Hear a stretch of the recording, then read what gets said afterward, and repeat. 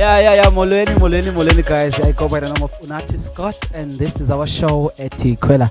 Sihambe okanye uzoyibamb'ivaya mfondini. KungoLwesihlanu entsukwini ke mfondini. Kumnandi kwezinye indawo mfondini. Abantu bayagroove mfondini ngale mini yangoLwesihlanu. It's the 4th of November mfondini kula nyaka ka-2022.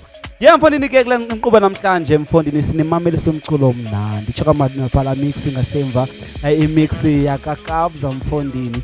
Yeah mfondini naphana siyafikelwa phaa endaweni ke ngale mina namhlanje kufika phana into yaka youngster mfondini uMr Nsete.